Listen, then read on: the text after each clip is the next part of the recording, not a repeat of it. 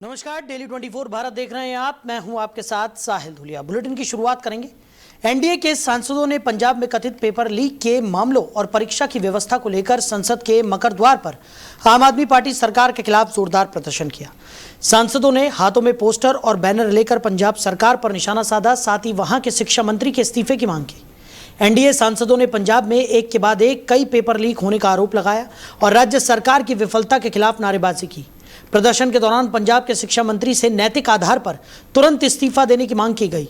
सांसदों ने कहा कि बार बार पेपर लीक होने से विद्यार्थियों के भविष्य के साथ खिलवाड़ हो रहा है और दोषियों पर सख्त कार्रवाई होनी चाहिए। वहीं कॉकरोच जनता पार्टी प्रदर्शनों से जुड़ी जनहित याचिकाओं पर सुप्रीम कोर्ट में सुनवाई हुई। सुनवाई के दौरान मुख्य न्यायाधीश ने पैलेट गन के इस्तेमाल, इलेक्ट्रिक बैटन, गंभीर रूप से घायल प्रदर्शनकारियों, वकीलों और मीडिया कर्मियों पर हमलों जैसे मुद्दों का उल्लेख किया। सुप्रीम कोर्ट में मंगलवार को कॉकरोच जनता पार्टी के आह्वान पर हुए छात्र आंदोलन के दौरान संसद मार्च में पुलिस कार्रवाई से जुड़ी कई याचिकाओं पर सुनवाई हुई। मुख्य न्यायाधीश सूर्यकांत, जस्टिस जॉय माल्या बागची और जस्टिस वी मोहना की बेंच के सामने याचिकाकर्ताओं ने बताया कि यह मामला सिर्फ दिल्ली तक सीमित नहीं है, बल्कि मध्य प्रदेश, नागपुर और बिहार में भी इसी तरह की घटनाएं हुई हैं। सुनवाई के दौरान कोर्ट ने पैलेट गन के इस्तेमाल, इलेक्ट्रिक बैटन, नाबालिगों की हिरासत और पुलिस की सिविल ड्रेस में हिंसा जैसे कई गंभीर आरोपों पर सख्त टिप्पणी की और कहा कि इन सभी मामलों की स्वतंत्र और निष्पक्ष जांच होनी चाहिए। वहीं प्रदर्शनकारियों को कोर्ट से राहत मिली है। एफआईआर पर दंडात्मक कार्रवाई पर रोक लगा दी गई है और साथ ही केंद्र समेत 7 राज्यों को नोटिस जारी किया गया है। जस्टिस बागची ने पुलिसकर्मियों के पास सुरक्षा उपकरण न होने पर सवाल उठाते हुए कहा कि सुरक्षा उपकरण आक्रामक उपकरणों से ज्यादा जरूरी है। वरिष्ठ वकील एएम सिंघवी ने राज्यवार घटनाओं का पूरा ब्यौरा कोर्ट के सामने पेश किया।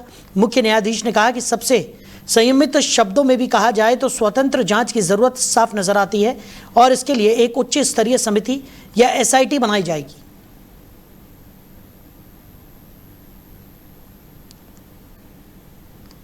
तो सुप्रीम कोर्ट में इन जनहित याचिकाओं पर सुनवाई हुई और आपको बता दें कि सुप्रीम कोर्ट ने जिस तरीके की स्थिति बनी उस पर कड़ी प्रतिक्रिया दी।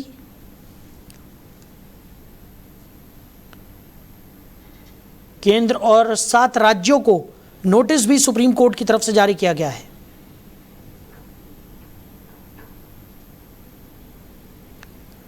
तो सीजेपी प्रदर्शन से जुड़ा हुआ मुद्दा सुप्रीम कोर्ट पहुंचा, जहां सुप्रीम कोर्ट ने इस पूरे मामले को लेकर सुनवाई की। वहीं एफआईआर पर दंडात्मक कार्रवाई पर सुप्रीम कोर्ट ने रोक लगा दी है और पुलिस एक्शन पर बड़े सवाल सुप्रीम कोर्ट की तरफ से उठाए गए। तो वहीं जल्द ही इस पूरे मामले में एसआईटी का गठन भी किया जा सकता है। तो सुप्रीम कोर्ट में ये पूरा मामला पहुंचा था।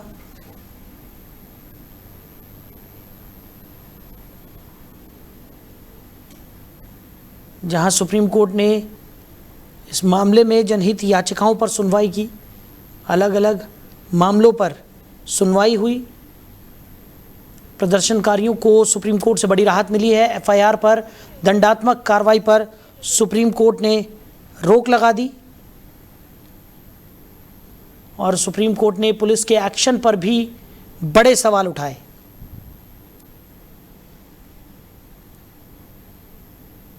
तो सीजेपी ने पेपर लीक मामले को लेकर प्रदर्शन किया था। जंतर मंतर पर लगातार सीजेपी का प्रदर्शन जारी था, जिसमें सीजेपी की तरफ से लगातार शिक्षा मंत्री धर्मेंद्र प्रधान के इस्तीफे की मांग यहां पर की जा रही थी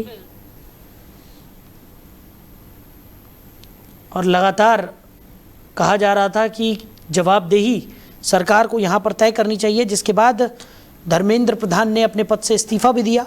हालांकि एनडीए की तरफ से लगातार ये कहा जा रहा था कि जो इस्तीफा दिया गया है वो धर्मेंद्र प्रधान की स्वेच्छा से दिया गया है, ना कि प्रधानमंत्री नरेंद्र मोदी ने उनसे इस्तीफे की मांग की है। धर्मेंद्र प्रधान ने भी छात्रों के नाम एक पत्र लिखा, जिसमें उन्होंने इस बात का जिक्र किया कि वो इस्तीफा सिर्फ और सिर्फ इसलिए दे रहे हैं ताकि देश विरोधी तत्व जो है वो छात्रों के इस प्रदर्शन का गलत फ़ायदा ना उठाए और छात्रों का ये प्रदर्शन खत्म हो। हालांकि धर्मेंद्र प्रधान ने यह भी कहा कि जवाबदेही उन्होंने पहले दिन से ही तय कर ली थी। उन्होंने पहले दिन से इस पूरे घटनाक्रम की जिम्मेदारी ली थी और जो भी दोषी है उसके खिलाफ कार्रवाई को लेकर तमाम व्यापक कदम भी यहां पर सरकार की तरफ से उठाए जा रहे थे। अब जब धर्मेंद्र प्रधान ने अपने पद से इस्तीफा दिया है तब जाकर इस प्रदर्शन पर रोक लगी है और केंद्र और 7 राज्यों को सुप्रीम कोर्ट ने नोटिस भी जारी किया है, क्योंकि प्रदर्शन के दौरान जिस तरीके की हिंसात्मक घटनाएं सामने आई उनको लेकर कई तरह के सवाल खड़े हो रहे थे। लगातार ये कहा जा रहा था कि इसमें कहीं ना कहीं पुलिस की जो कार्यप्रणाली है वो सवालों के घेरे में है। केंद्र और 7 राज्यों को सुप्रीम कोर्ट ने नोटिस भी जारी किया है। साथ ही साथ पुलिस के एक्शन को लेकर सुप्रीम कोर्ट ने तल्ख टिप्पणी की और जल्द ही इस पूरे मामले में एक एसआईटी का भी गठन हो सकता है।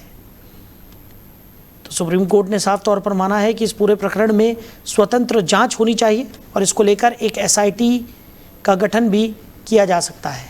वहीं संसद का मॉनसून सत्र जारी है। मंगलवार को सदन की कार्रवाई के दौरान एंटी पेपर लीक बिल पर चर्चा होनी है। एक एक करके नेता सदन की कार्रवाई में शामिल होने के लिए सदन पहुंच रहे थे, लेकिन इसी बीच सभी का ध्यान खींचा पूर्णिया से सांसद पप्पू यादव ने। असल में पप्पू यादव जब संसद पहुंचे तब उनका अलग ही अंदाज देखने को मिला। इस दौरान वो माथे पर मेडिकल प्लास्टर लगाए और हाथ में लाठी थामे दिखे।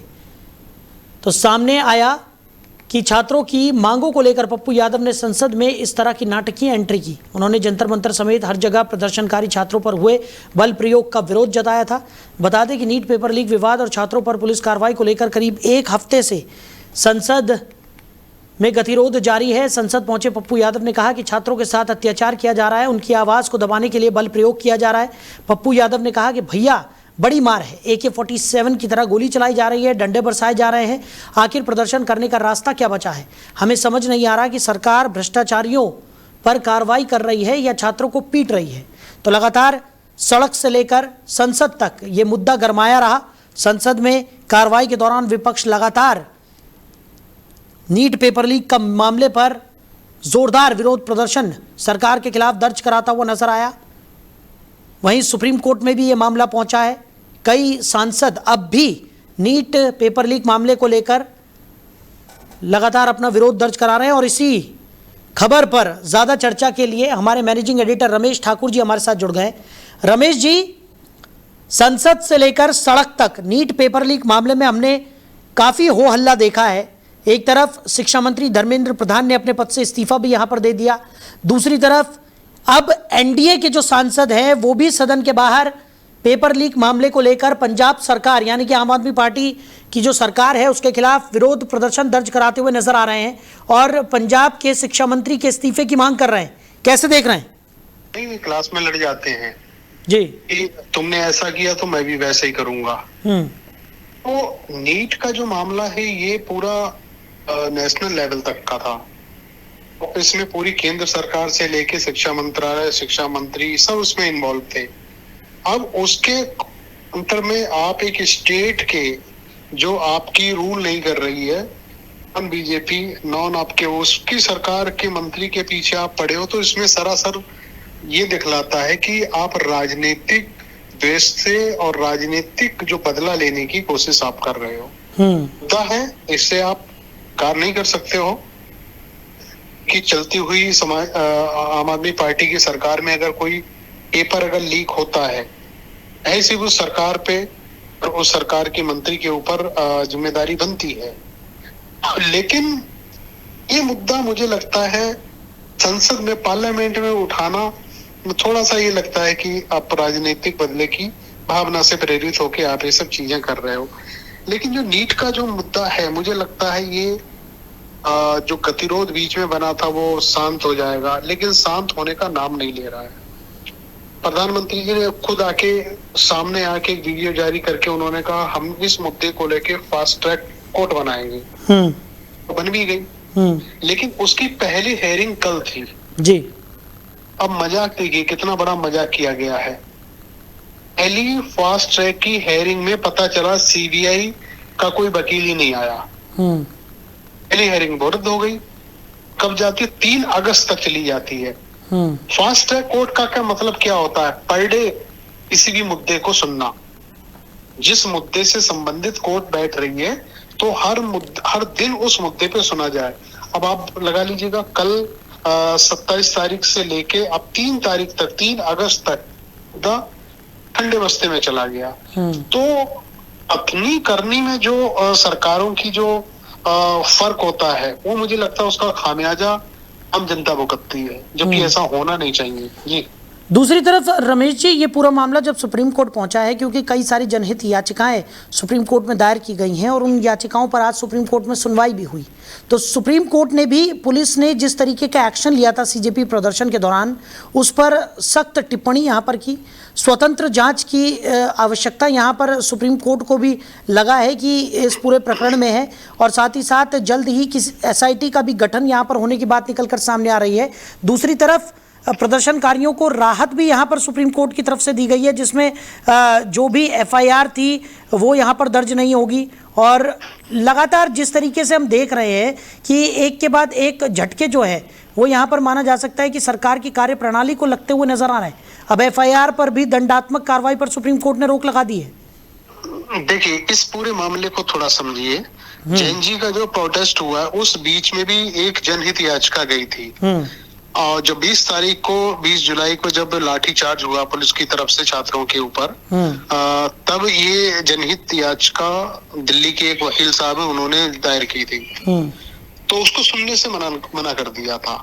और उस समय कहा गया था याचिकाकर्ता की तरफ से, आप कम से कम वीडियो देख लीजिएगा, इतने भयावह वीडियो हैं और किस बर्बरता के साथ में पुलिस ने उनके ऊपर लाठियां भांजी है। तो CGI जो सूर्यकांत जी ने, उन्होंने साफ मना कर दिया था कि मेरे पास ये सुनने का समय नहीं है, वक्त नहीं है। लेकिन जब उनके इस बयान के ऊपर थू-थू हुई, आलोचनाएं हुई, पूरे देश ने क्रिटिसाइज इसको जब करा, तो उनको भी आईना दिख गया। के बाद में जितनी जनहित याचिका थी सब पे सुनवाई करी।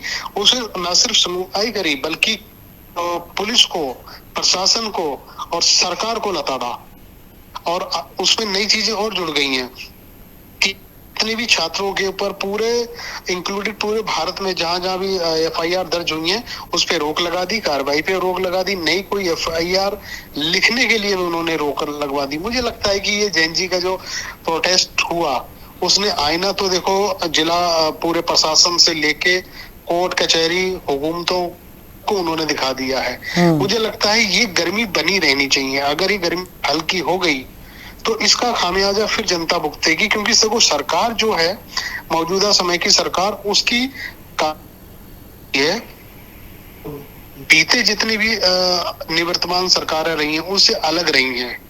ये करते क्या हैं, कहते कुछ और हैं।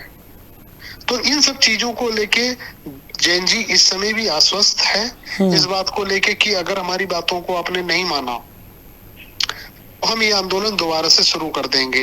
अब एक नई चीज इसमें और आ गई है। जिस दिन CJP नेताओं के साथ में सरकार ने फैसला करा था, उसमें ये कहा गया था कि सारे मुकदमे वापस लिए जाएंगे। अब उसमें सरकार अड़ा रही है कि नहीं, जो उपद्रवी थे जिसको हम लोगों ने आइडेंटिफाई करा है, पुलिस ने उसकी चिन्हित करा है, उनके ऊपर हम FIR जो दर्ज है वो रहेंगी, यथावत रहेंगी, उनके ऊपर कार्रवाई करेंगे। तो इन सब चीजों को लेके जो चीजें सामने निकल के आ रही है, तो मुझे लगता है कि आने वाले समय में इस मुद्दे को लेके गतिरोध दोनों पक्षों में और बरकरार रहेगा। चलिए रमेश जी, हमारे साथ जुड़ने के लिए, इस तमाम चर्चा के लिए आपका बहुत शुक्रिया।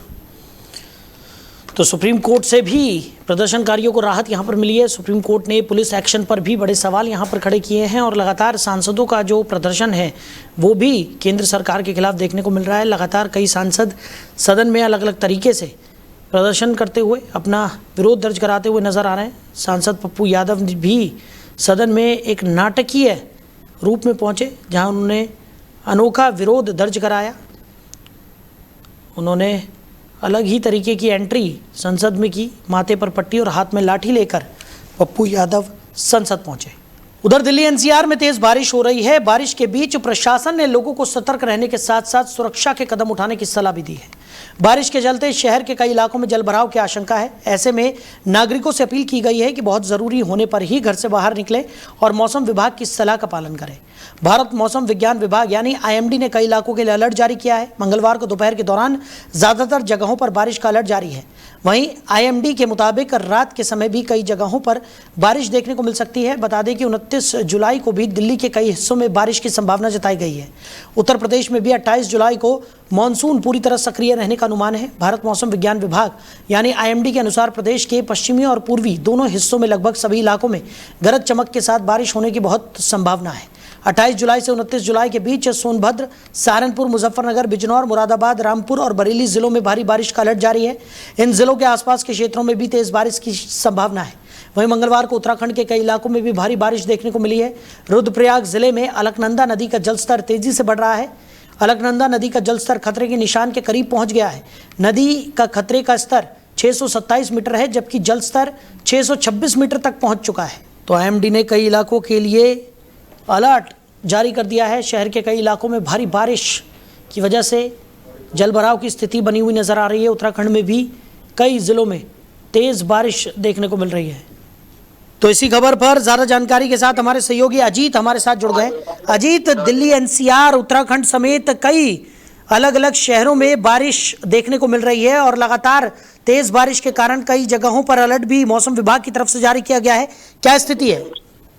जी देखिए, बिल्कुल आपको बता दूं कि फिलहाल यहाँ दिल्ली एनसीआर की बात करें तो गाजियाबाद में लगातार और तमाम आसपास में जो गाजियाबाद में जो आसपास के जो नवेड़ा, दिल्ली और तमाम आसपास के जो जिले हैं, यहाँ पर बारिश का ज्यादा खास चला है। आपको बता दें कि गाजियाबाद में भी लगातार बारिश हो रही है, जो जहाँ पर जनजीवन पूरी तरह से प्रभावित कर दिया गया है। फिलहाल यहाँ आज सुबह से ही बारिश का सिलसिला लगातार जारी है। मूसलाधार बारिश के चलते शहर के कई इलाकों में जल भराव की स्थिति बन गई है। सबसे ज्यादा परेशानी दिल्ली गाजियाबाद यूपी बॉर्डर पर देखने को मिल रही है, जहां बारिश का पानी सड़क पर भर जाने से वाहनों की रफ्तार धीमी गति से चल रही है। फिलहाल यहाँ जाम की स्थिति भी बनी हुई है और यहाँ यूपी बॉर्डर से दिल्ली आने जाने वाले हजारों लोगों को भारी दिक्कतों का अभी सामना करना पड़ रहा है। सड़क पर पानी भरने के कारण कई वाहनों को रेंगते हुए दिखाई दिया है। फिलहाल जबकि बात करें दोपहिया वाहन चालकों की और पैदल राहगीरों को सबसे अधिक परेशानियों का सामना करना पड़ रहा है। वहीं बात करें कई जगहों पर जल भराव की स्थिति हो गई है। अधिक पानी भरने से सड़कों और गड्ढों का भी अंदाजा लगाना बड़ा मुश्किल हो गया है। आपको बता दें कि लगातार हो रही बारिश के बीच नगर निगम और संबंधित विभागों की तैयारी भी जो तैयारी है वो सब कुछ धाराशायी हो चुके हैं और इसी पर सवाल भी उठ रहे हैं कि हर साल मानसून के दौरान जल भराव की समस्या सामने आती है, लेकिन इसके बावजूद भी स्थायी समाधान नहीं हो पा रहा है। लोगों का कहना है कि नालों की समय पर सफाई और बेहतर जल निकासी व्यवस्था नहीं होती है। ऐसी स्थिति पैदा हो पा रही है। फिलहाल गाजियाबाद में बारिश का दौर जो है वो जारी है। अगले कुछ घंटों तक इसी तरह अगर बारिश बनी रही तो जल भराव और ट्रैफिक की समस्या गंभीर हो सकती है। प्रशासन की ओर से स्थिति पर नजर रखा जा रहा है। यही नहीं, फिलहाल दिल्ली एनसीआर के तमाम ऐसे जो जिले हैं, बुलंदशहर, तमाम आसपास के जो जिले हैं उन पर ये जल भराव की स्थिति जो है वो ज्यादा बनी हुई है, जिससे काफी ज्यादा ट्रैफिक की जो बात करें तो ट्रैफिक धीमी गति से चल रहा है। बिल्कुल अजीत, इस वक्त तो फिलहाल अफरा तफरी का माहौल देखने को मिल ही रहा है, लेकिन मौसम विभाग की तरफ से अगले आने वाले कुछ दिनों में के लिए भी अलर्ट यहाँ पर जारी किया गया है, माना जा रहा है, क्योंकि सावन की शुरुआत भी हो गई है। ऐसे में अब कई जगहों पर देखने को मिल रहा है कि तेज़ बारिश का दौर नज़र आएगा और उसी को लेकर आईएमडी ने यहाँ पर अलर्ट भी जारी किया है। लोगों से सावधानी बरतने की अपील की जा रही है। दिल्ली एनसीआर की बात करें, उत्तराखंड खास तौर पर अगर हम बात करें तो उत्तराखंड में भी लगातार देखने को मिल रहा है कि तेज़ बारिश के चलते कई नदियों का जलस्तर भी बढ़ गया है। अलकनंदा का जलस्तर भी खतरे के निशान को पार ही करने वाला है। आज देखिए, साफ तौर पे जाहिर है कि जिस तरीके से सावन का जो महापर्व जो है वो चालू होने वाला है और वहीं अगर बात करें तो सावन माह में ज्यादा बारिश के कारण जो उत्तराखंड में जाने वाले जो लोग हैं, करीब 9 से 10 करोड़ लोग जो हैं वो उत्तराखंड के लिए रवाना होते हैं, वहां से जल भरते हैं और अपने अपने घरों की तरफ प्रस्थान करते हैं। वहीं बात करें बारिश की तो वहां पर लगातार भारी बारिश से पहाड़ों में भी भूस्खलन की समस्याएं जो है वो बनी हुई है, जिससे कई रास्ते भी बाधित हुए हैं। फिलहाल इसको सामान्य करने में वहां का प्रशासन और जत्था जो है वो लगा हुआ है। कई ऐसी जगह है जहां पर उत्तराखंड के कई ऐसे इलाके हैं जहां पर भूस्खलन देखने को मिले हैं। कहीं पानी भरे हैं तो पानी का जो रफ्तार है, बात करें कि पानी का जो बहाव है वो काफी ज्यादा है, तो कहीं ना कहीं सुरक्षा व्यवस्था की अगर बात करें तो पूरी तरीके से वहां का जो प्रशासन है वो उसमें लगा हुआ है। और बात करें कि जो कड़ी धूप के बीच में जो कांवड़िया आते हैं तो उनको भी कहीं ना कहीं एक बड़ी राहत तो मिली है, मगर दूसरी तरफ जल भराव के कारण लगातार जो आसपास के जिले हैं, जो आसपास के राज्य हैं, वो काफी प्रभावित हुए हैं। और ऐसे में लोगों को बचाव करने के तमाम वो इंतजाम जो है प्रशासन द्वारा जो है वो दिए गए हैं। और बताया गया है कि आखिरकार जरूरी काम हो तभी घर से बाहर निकले। जहां पर ज्यादा पानी भरा है, जहां पर गड्ढे हैं, वो वहां पर सतर्क रहने की जरूरत है। और कहीं ना कहीं अब लोग ये देख रहे हैं कि लगातार भारी बारिश से जलभराव की स्थिति जो बन गई है उसको सुधार करने और सामान्य लाने में काफी ज्यादा दिक्कतें हो पा रही हैं। फिलहाल आने वाले कुछ समय में जो बारिश की संभावना है वो काफी अधिक बताई जा रही है। इसकी वजह से जो आसपास के जो लोग हैं, जरूरी काम हो तभी घर से बाहर निकले, ऐसा प्रशासन ने भी लोगों से आग्रह किया है। चलिए अजीत, हमारे साथ जुड़ने के लिए, इस तमाम जानकारी के लिए आपका बहुत शुक्रिया। तो आईएमडी ने कई इलाकों के लिए अलर्ट जारी कर दिया है। लगातार हो रही बारिश आफत बनकर बरस रही है। कई जगहों पर स्थितियां काफ़ी भयावह इस वक्त नज़र आ रही हैं और इसी को लेकर लोगों से सावधानी बरतने की अपील भी आईएमडी की तरफ से की गई है। वहीं श्रीलंका के खिलाफ होने वाली 2 मैचों की टेस्ट सीरीज के लिए भारतीय टीम का ऐलान कर दिया गया है। सीरीज से पहले टीम 7 अगस्त से कोलंबो में 4 दिनों का एक प्रैक्टिस मैच खेलेगी। श्रीलंका के खिलाफ टेस्ट सीरीज के लिए भारतीय टीम में शुभमन गिल कप्तान, केएल राहुल उप कप्तान, यशस्वी जायसवाल, ऋषभ पंत विकेटकीपर, साई सुदर्शन, ध्रुव जुरेल विकेटकीपर, रविंद्र जडेजा, कुलदीप यादव, मानव सुथार, जसप्रीत बुमराह, मोहम्मद सिराज, प्रसिद्ध कृष्णा, गुरनूर बरार, देवदत्त पडिक्कल और सारांश जैन शामिल हैं। तो भारतीय टेस्ट स्क्वाड के ऐलान के साथ ही कुछ अहम खिलाड़ियों की स्थिति को लेकर भी अपडेट जारी किया गया है। साई सुदर्शन और जसप्रीत बुमराह की उपलब्धता बीसीसीआई सीओई से मिलने वाले फिटनेस क्लियरेंस पर निर्भर करेगी। बता दें, इससे पहले हरारे में खेले गए T20 सीरीज के दूसरे मुकाबले में भारतीय टीम ने जिम्बाब्वे को 90 रनों से हराकर सीरीज में 2-0 की अजय बढ़त बनाई। इस जीत का फायदा भारतीय टीम को इंटरनेशनल क्रिकेट काउंसिल रैंकिंग में भी मिला। भारतीय टीम एक बार फिर आईसीसी की मेंस T20 रैंकिंग में नंबर 1 स्थान पर पहुंची। इंग्लैंड के साथ 0-4 से T20 सीरीज हारने के बाद भारत नंबर 1 की कुर्सी गंवा बैठा था। वहीं जिम्बाब्वे दौरे पर लगातार 2 शानदार जीत के दम पर टीम इंडिया ने फिर से नंबर 1 का ताज हासिल कर लिया। तो फिलहाल इस बुलेटिन में मेरे साथ इतना ही। आप बने रहिए। नमस्कार।